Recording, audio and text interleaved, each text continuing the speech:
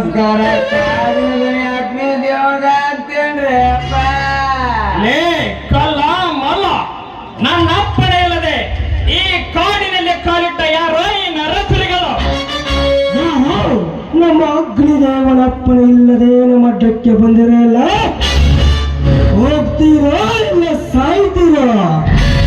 ಸಾಯಕ್ ಬಂದಿಲ್ಲ ತಮ್ಮ, ನಿಮ್ಮ ದನಿ ಅಗ್ನಿದೇವನ ಭೇಟಿಯಾಗಕ್ ಬಂದಿವಿ ಅಪ್ಪ. ಗುಂಪನ್ನು ಕಟ್ಟಿಕೊಂಡು ಬಂದು ಈ ಅಗ್ನಿ ದೇವನ ದೊಡ್ಡ ಮುಂದೆ ನಿಂತ ದೊಡ್ಡ ಸ್ಥಳದ ಮಾತು ಬೇಡ ಬಬಲಾದೆ. ಕಾಡಿನ ರಾಜ ನೆನೆಸಿಕೊಂಡಿರುವ ಏ ಸಿಂಹದ ಗಡಿಗೆ ಬಂದ ಕಾರಣ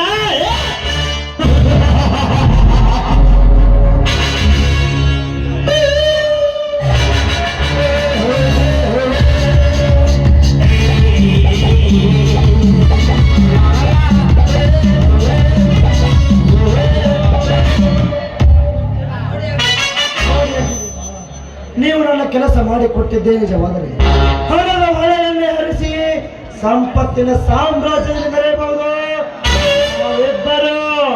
ನಾವಿಬ್ಬರು ಈ ಜಗದಲ್ಲಿ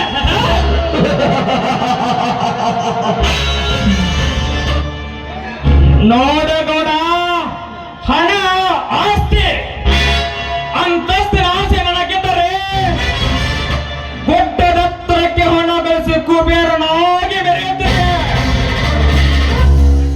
ಬಟ್ ನನ್ನ ಗುರಿನೇ ಬೇರೆ ಇದೆ. ನನ್ನಿಂದ ಏನಾಗಬೇಕು ನೇರವಾಗಿ ಹೇಳಲೆ.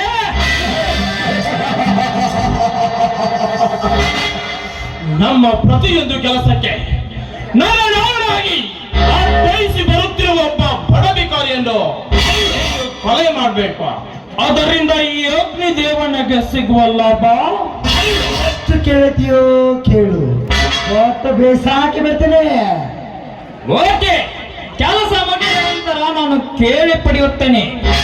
ನಾನು ಕೊಲೆ ಮಾಡಬೇಕಾದ ವ್ಯಕ್ತಿಯ ಬಯೋಡೇಟಾ ಕೊಟ್ಟರೆ ನಾಳೆ ಸೂರ್ಯ ಮುಳುಗುವುದರೊಳಗೆ ನಿಮಗೆ ಎದುರಾದ ವೈರಿ ಹಣ ಗಗನದಲ್ಲಿ ಹಾರಿರುತ್ತದೆ.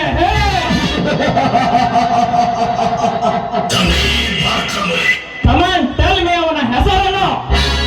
ಅವನ ಹೆಸರು ಜಮದಗ್ನಿ ಅಂತ್ರಿ. ಅವನ ನೀವು ಕೊಂಡ್ರೆ ಆದ್ರೆ ನಮ್ಮ ಸುಳ್ಯ ಮಕ್ಕಳ ಕುಲ್ಲ ಆದಂಗ್ರಿ ಅಪ್ಪ ಅಂತೀನಿ. ಓಕೆ ಗೌಡ, ಈ ಕೆಲಸವನ್ನು ಕಣ್ಣು ಮುಚ್ಚಿ ಕಣ್ಣು ತೆಗೆದ್ರೊಳಗಾಗಿ ಮಾಡಿ ಮುಗಿಸುತ್ತೇನೆ. ತಾವಿನ್ನು ಹೋಗಬಹುದು. ಹೋಗಲಿ, ನಾವಿನ್ನು ಬರುತ್ತೇವೆ. ಹೋಗ ಹೋಗ ಹೋಗ.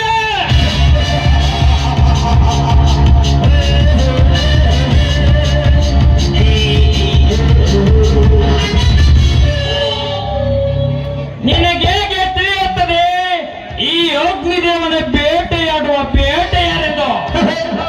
ನಿನಗೆ ಸಹಾಯ ಮಾಡಿದಂತೆ ನಟಿಸಿ ಈ ಕಾಡನ್ನು ಬಿಟ್ಟು ನಾಡಿಗೆ ಪ್ರವೇಶಿಸಿ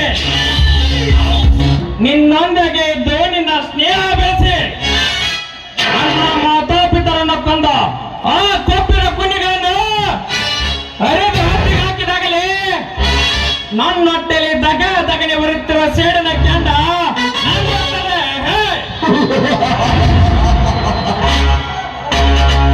ಕಲ್ಲ ಮಲ್ಲ ನಾನೇಕೆ ಇಡಲಿಗೆ ಒಪ್ಪಿಕೊಂಡೆ ಗೊತ್ತಾ? ಗೊತ್ತಾಗಲಿಲ್ಲ ದನಿ, ಅದು ಯಾವುದು ಅನ್ನೋದು ನೀವೇ ಹೇಳಿ. ಆ ದೇಸಾಯಿಗೌಡನನ್ನು ನೋಡಿದರೆ ಆ ದೇಸಾಯಿಗೌಡನ ಗುಂಪೇ ನನ್ನ ಮನೆಯನ್ನೇ ಸರ್ವನಾಶ ಮಾಡಿ ನನ್ನ ಮಾತಾಪಿತರ ಕೊಲೆಗೆ ಕಾರಣವಿರಬಹುದೆಂದು ನನ್ನ ಮನದಲ್ಲಿ ಮೂಡಿದ ಭಾವನೆ ಮಾತಿಗೆ ಒಪ್ಪಿಕೊಂಡೆ. ಆದರೆ ಒಂದು ಮಾತು ಸತ್ಯ. ಯಾವ ಮಾತು ಸತ್ಯದನಿ?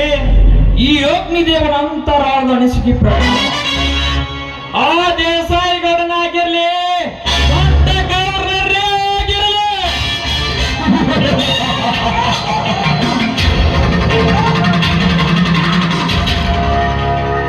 ಹೊಟ್ಟೆಯಲ್ಲಿ ಈ ಭೂಗತ ಲೋಕದಲ್ಲಿ ಯಾರೇ ಆಗಿರಲಿ ಅವರನ್ನು ಈ ಭೂತಾಯಿ ಮಡಿಲಿಂದ ಯಮನ ಮಡಿಲಿಗೆ ಕಳಿಸುವುದೇ ಛಲ ಸಾಧಿಸಿದ ಚತುರಣದ ಈ ಅಗ್ನಿದೇವನ ಬಲವಲ್ಲ.